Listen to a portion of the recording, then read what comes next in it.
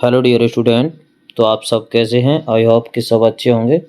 Student, आज हम इस वीडियो के माध्यम से क्लास 10th विज्ञान के चैप्टर 4 जिसका नाम है कार्बन और उसके यौगिक, कार्बन एंड इट्स कंपाउंड, इसके सारे प्रश्न उत्तर आज हम सरल भाषा में कवर करने वाले हैं, जो बोर्ड परीक्षा 2025 के लिए आपको बहुत ज़्यादा बेनिफिट देंगे। तो क्वेश्चन अपन स्टार्ट करते हैं। वीडियो लास्ट तक देखते रहिएगा, बहुत ही अच्छी वीडियो होगी। क्वेश्चन नंबर अपना पहला है, कार्बन के दो सर्वतोमुखी गुण लिखिए। सर्वतोमुखी मीन्स होता है सबसे अच्छे, या कह सकते हैं मेन कैरेक्टर्स, मेन प्रॉपर्टीज़।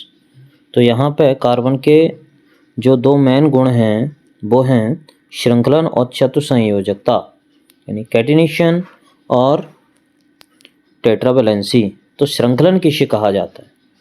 श्रृंखलन का मतलब है अपने साथ श्रृंखला बनाना, यानी जोड़ने की क्षमता।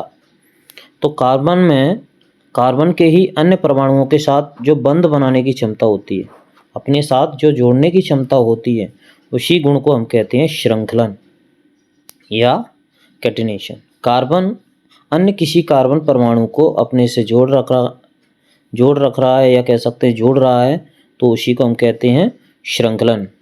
ये लंबी चेन के रूप में हो सकती है, बंद वलय रिंग लाइक हो सकती है, या शाखित ब्रांच के रूप में हो सकती है। ये तीनों तरह से हो सकती है। चतुसंयोजकता किसे कहा जाता है?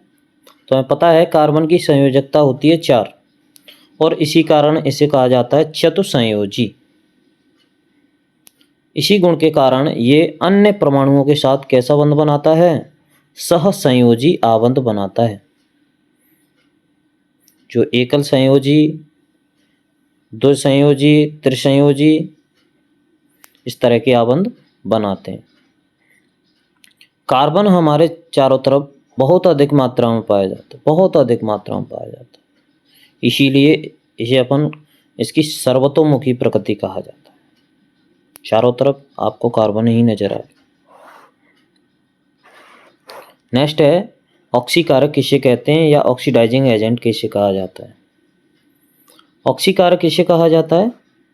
वे जो रासायनिक पदार्थ हैं जो क्या करते हैं, स्वयं अपघटित होते हैं और दूसरे को ऑक्सीकृत करते हैं, ऑक्सीकारक कहलाते हैं। ऐसे पदार्थ जो स्वयं अपघटित हो जाते हैं, अपघटित मतलब ऑक्सीजन दे रहे हैं किसी दूसरे को, ऑक्सीजन दूसरे को दे दे तो क्या हो गया, उनका अपघटन या उपचयन हो गया, अपचयन हो गया।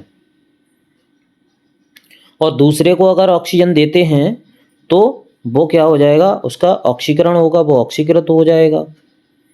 तो ये जो कारक हैं वो क्या करते हैं, किसी भी अन्य को ऑक्सीजन देने की क्षमता रखते हैं। ऐसे भी हम बोल सकते हैं कि वे पदार्थ जो किसी को भी ऑक्सीजन देने की क्षमता रखते हैं, उसे क्या कहते हैं, हम ऑक्सीकारक कहते हैं। जिसमें हम देख पा रहे हैं कि KMnO4 पोटेशियम परमैंगनेट में ऑक्सीजन यहाँ पे दिखाई दे रहा है। अगर ये ऑक्सीजन जाती है तो ये क्या हो जाएगा,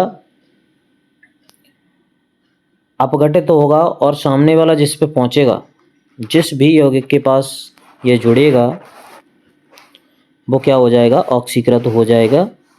ऐसे यहाँ पे हम देख पा रहे हैं O7 लगा हुआ है, तो ये भी ऑक्सीजन देने की क्षमता रखता है। तो ऑक्सीकारक हम उन्हें कहते हैं जो स्वयं तो अपघटित हो जाते हैं लेकिन दूसरे को ऑक्सीकृत कर देते हैं, क्योंकि ये किसी को ऑक्सीजन दे सकते हैं। नेक्स्ट क्वेश्चन है, सबसे सरल है, ज़्यादा नहीं है, 2-2 नंबर के क्वेश्चन हैं, सब लगा लीजिएगा, सारे क्वेश्चन याद कर लीजिए। नेक्स्ट है सहसंयोजी आबंध। अभी हमने पढ़ा था एकल संयोजी, द्विसंयोजी, त्रिसंयोजी, लिखा है ना। तो ये आबंध कैसे बनते हैं? तो अभी हमने बात की थी कि जब दो परमाणु इलेक्ट्रॉनों की साझेदारी करते हैं। ध्यान रखना, हमने पिछले चैप्टर में इलेक्ट्रॉनों का स्थानांतरण पा रहा था, वहाँ पे ट्रांसफ़र हो रहा था इलेक्ट्रॉनों का। यहाँ पर इलेक्ट्रॉनों की क्या होगी, शेयरिंग होगी, साझेदारी होगी। तो कोवैलेंट बॉन्ड किसे कहा जाता है, या सहसंयोजी आबंध उन्हें कहते हैं जहाँ पर दो परमाणु क्या करते हैं, इलेक्ट्रॉनों की साझेदारी करते हैं। और साझेदारी के द्वारा जो आबंध बनता है उसी कहते हैं सहसंयोजी आबंध। और इन्हीं आबंधों से बने जो यौगिक होते हैं उन्हें कहा जाता है सहसंयोजी यौगिक। ओके, जहाँ पे दो परमाणु मिल रहे हैं और इलेक्ट्रॉनों की शेयरिंग कर रहे हैं, नया यौगिक कोई बनाएंगे और वहाँ पे इलेक्ट्रॉनों की शेयरिंग होगी, यानी कह सकते हैं साझेदारी होगी, उन्हें सहसंयोजी आबंध कहा जाता है। और जो यौगिक बनेंगे उन्हें सहसंयोजी यौगिक कहते हैं। ये एक इलेक्ट्रॉनों का भी शेयरिंग कर सकते हैं, दो इलेक्ट्रॉनों की भी शेयरिंग कर सकते हैं और तीन की भी कर सकते हैं। जैसे देख रहे हैं हाइड्रोजन क्या कर रहा है, हाइड्रोजन के पास एक ही इलेक्ट्रॉन होता है और उसे अपना कक्ष पूर्ण करने के लिए एक इलेक्ट्रॉन की ज़रूरत होती है तो बगल वाले से ले लेता है। इस तरह से दोनों की जो कक्ष हैं या कह सकते हैं शेल है वो कंप्लीट हो जाती है। इसी तरह से ऑक्सीजन का देख रहे हैं हम, इसके बाहरी कक्ष में 6 इलेक्ट्रॉन हैं, इन्हें 2 की ज़रूरत है तो ये 2 बगल वाले से ले रहा है। इस तरह से ये दोनों शेयरिंग कर रहे हैं, यहाँ पर 2 इलेक्ट्रॉनों की साझेदारी हो रही है। ऐसे ही यहाँ पर नाइट्रोजन का हो रहा है, नाइट्रोजन के पास ऑलरेडी अपने 5 इलेक्ट्रॉन बाहर हैं, उसे 3 कंप्लीट करना है तो 3 वो दूसरे नाइट्रोजन से ले रहा है। इस तरह से ये साझेदारी कर रहे हैं इलेक्ट्रॉन की और सहसंयोजी आबंध के द्वारा सहसंयोजी यौगिक बना रहे हैं। नेक्स्ट क्वेश्चन है, यहाँ पर उपयोग हमको बताना है हीरा तथा ग्रेफाइट के। ये तो बहुत ही सिंपल है, सब जानते हैं इसके उपयोग, तो 2 इसके उपयोग अच्छी तरह से हमको याद कर लेना। तो हीरा का उपयोग कहाँ करते हैं, गहनों में, जो आभूषण होते हैं उनमें रत्नों के रूप में किया जाता है। और ग्रेफाइट इसका यूज ये पाउडर के रूप में हम यूज करेंगे भारी मशीनों के पुर्जों को चिकना करने के लिए, क्योंकि ये कैसा होता है, स्मूथ होता है, चिकना होता है, लुब्रिकेंट होता है, जिसकी वजह से ये चिकनाहट देता है। नेक्स्ट है इसका उपयोग, ये जो हीरा है ना वो बहुत ज़्यादा हार्ड होता है, कठोर होता है, इस वजह से इसका उपयोग कहाँ करेंगे हम, कांच काटने वाले या पत्थरों में छेद करने वाले औजारों में भी करते हैं। इसका उपयोग पेंसिल की लीड बनाने में स्नेहक के रूप में। नेक्स्ट,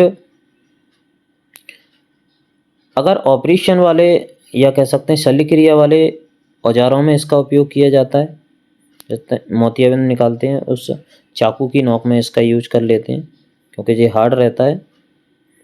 इधर ग्रेफाइट सुचालक होने के कारण शुष्क सेलों में, जो बड़ा ड्राई सेल आता है ना उसमें इसका यूज होता है, जो ब्लैक होता है ना उसे हम क्या कहेंगे, ग्रेफाइट कहते हैं।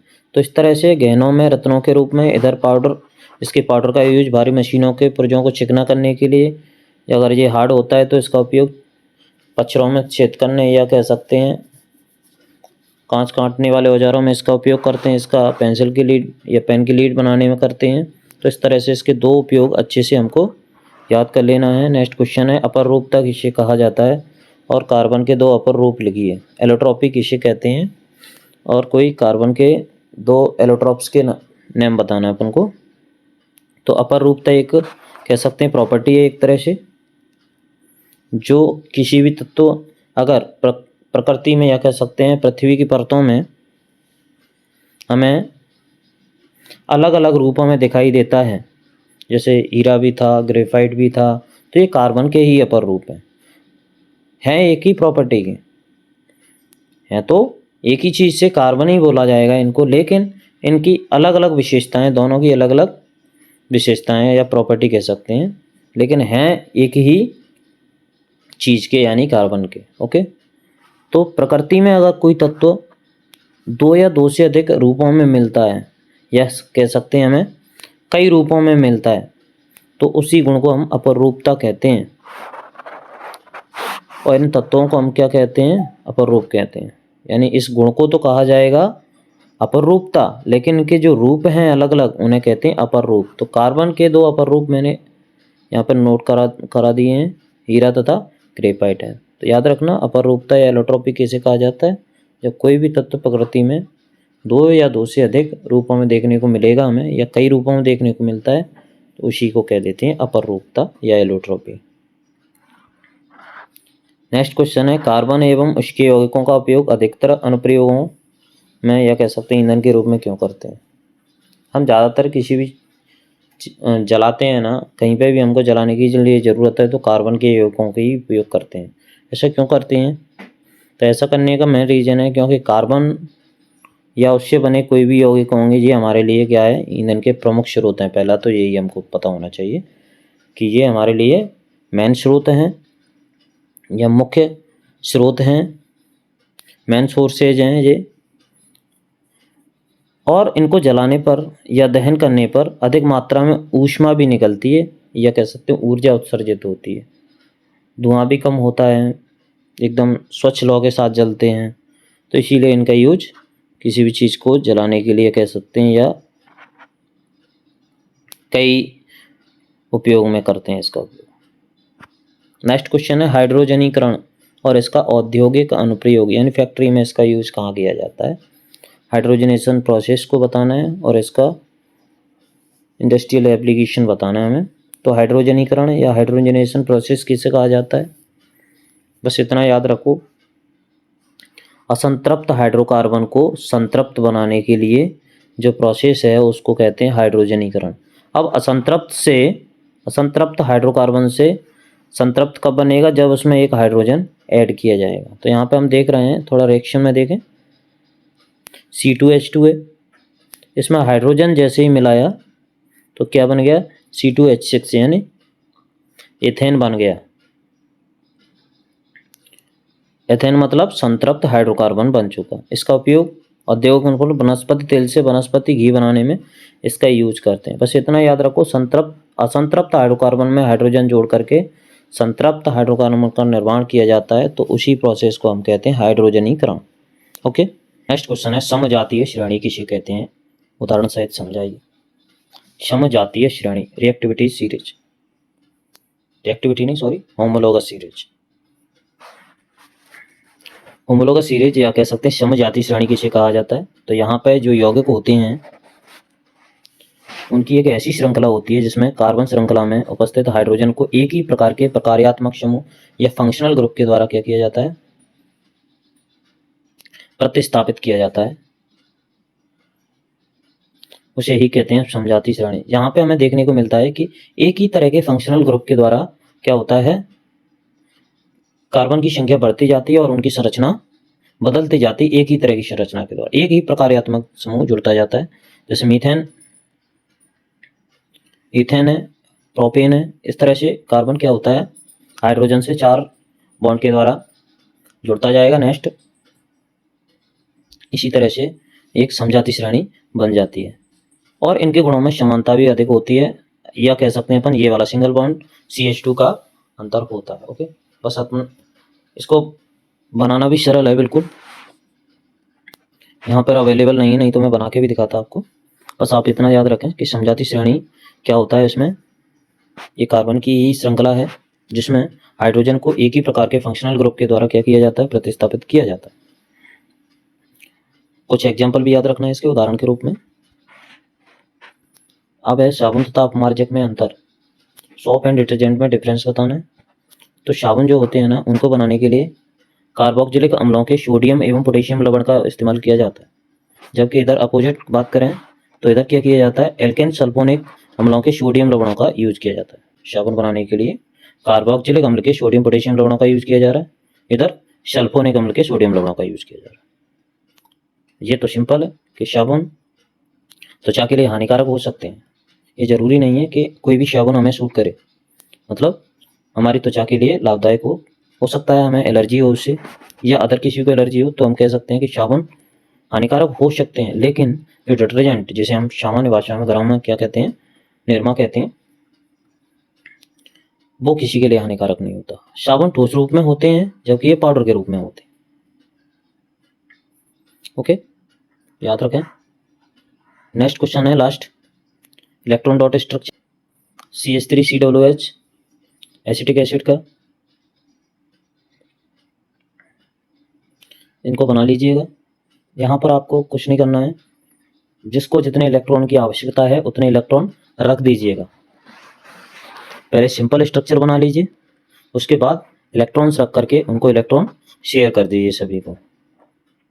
ये CO2 की है, बहुत ही सिंपल है, इसमें भी आपको नज़र आ रहा होगा थोड़ा सा।